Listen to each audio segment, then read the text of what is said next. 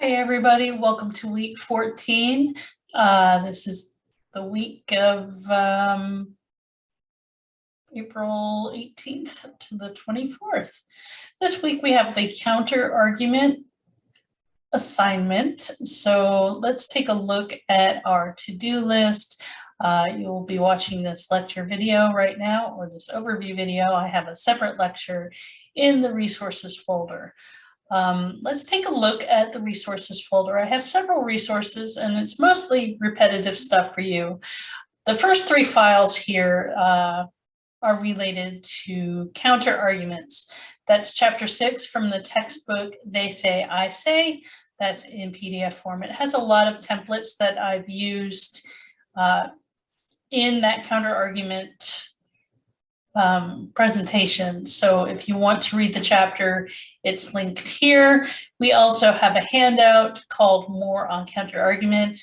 That one is from George Mason University Writing Center. And that's one of the links that the English department puts up on all of the English 102 courses. And then I have another handout that's called Counter Arguments, and this is just a summary of the materials that I've used in the presentation and in class here. I've provided here for you anyway, that we've used them. I also have about this is about 16 minutes, this presentation on body paragraphs that just explains a little bit more about paragraphs, how to write them, why you should have paragraphs in the first place. Plus there is this handy handout that explains paragraphs in greater depth, more on paragraph structure, the types of paragraphs you can do. One is a statement example, another is a list structure, and the last one is a chain structure. So I encourage you to read through these just to get a little better idea on paragraphs and how you can construct them so that they are logical and clear. And so let's go back to our week 14 page here and the rest of our to-do list. The counter arguments lecture, I have embedded this video yet again. It's a repeat from the first unit. If you feel you have to review it, it is here for you to review. Hopefully you should have a pretty firm grasp on counter argument at this point. Then we have these links for part 2 of revising the essay. You have submitted your draft, so now you're going to start revising and working on your counter argument. So we have several of these helpful tips on how to revise, how to have a good flow, and various things that we encounter in writing as far as cliches, conciseness, style, word choice, that kind of thing. And reorganizing your drafts. Sometimes that's helpful. You have a draft and it's not saying exactly what you want it to say in the way you want to say it. And sometimes it's just simply moving around some sentences or moving some paragraphs around. So drafting on the computer can be a beautiful thing. It's much better than writing out your draft. I know that some students still like to handwrite their drafts, which is fine, but it makes revising and editing a little bit more difficult. It's much easier to move around paragraphs within a word processing software program than it is when you have something out on paper. I mean, you can do it. You can cut up and move pieces of paper around, but that's hard to do when you get to sentence level revisions. So I do encourage you to do your drafting on the computer. It just makes it easier.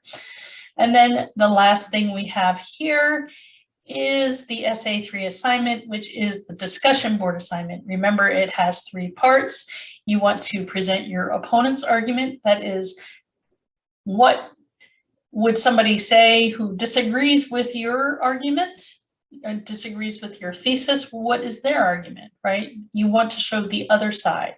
Then you're going to state your position, and then you'll include your refutation. What would you say in response to that opposing argument? How can you best support that argument, right?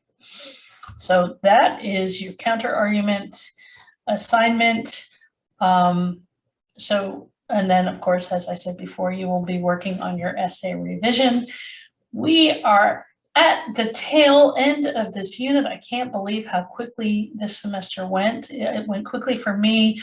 I don't know if it went quickly for you, but so this week's assignment is due April 24th, which is Sunday.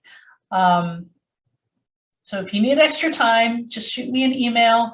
We don't have a ton of extra time at the end of the semester because grades really need to be in super quick, and I will be going away on vacation right at the end of the semester. So I encourage you to get everything in as soon as you possibly can. Even if you're behind, you can still get those late assignments in. So at least I have something in the grade book besides a 0. For some of you, I've spoken to you and I have not put in a 0. For those others of you, I have communicated with you what the deal is, and if you haven't responded to me, then I've put a 0 in a book. But those zeros can always be changed if you submit those assignments. All of my assignments have multiple attempts. I don't believe in penalizing you that way. I understand that life happens, and you know, this past couple of years we've been dealing with a lot of things, and taking an asynchronous course is challenging.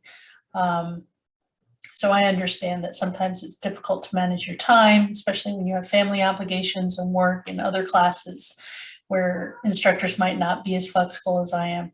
So I do encourage you to get those past assignments in, so at least I can put something in the grade book. They may not be perfect and they don't have to be perfect, but at least a couple of points is better than 0. That will help you at the end. And don't forget that there are some extra credit opportunities. At the beginning of the semester, there were many of you who did those workshops on plagiarism and some other things that were available through the library. At the end of the semester here, I have sent an announcement with opportunities where you can go to some literary events. There are some poetry readings that are happening in the area. We had one at Cincinnati State last week. I think it was last week. And then there are a few that are happening in Campbell County, Kentucky. So if you are able to get across the river, either by bus or if you have a car and you can drive, I encourage you to check those events out. I think one of them you might actually both be able to do both of those through a Zoom. They are free, but you do have to register for them. But I do highly encourage you. The other one, so one is with Joy Harjo, who is a Native American poet, and she is the National Poet Laureate of the United States. So that's a big deal that she's actually in the area and doing this this whole poetry thing for National Poetry Month. I think it's fantastic that she's actually coming to NKU to do that. And then the other reading is at the Cold Spring branch of Campbell County Public Library, which is just down the road from NKU on Alexandria Pike.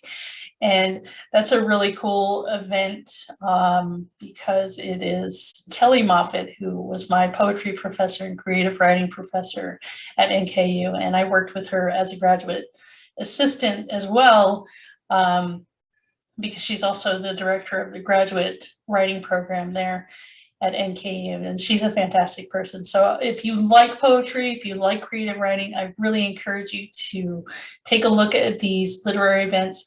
Write 1 to 2 pages of a report just saying what you thought of the event and what you thought of the works that the poets have presented in their readings, and I'll give you a couple of extra credit points. So this is a great way to, if you're missing an assignment, you can make up some points there at the end of the semester.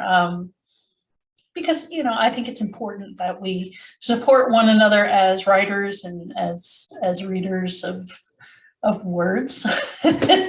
Not always literature, but you know, we're writers and readers, and it's good to support one another and have a community of people who are concerned about writing. So that's that.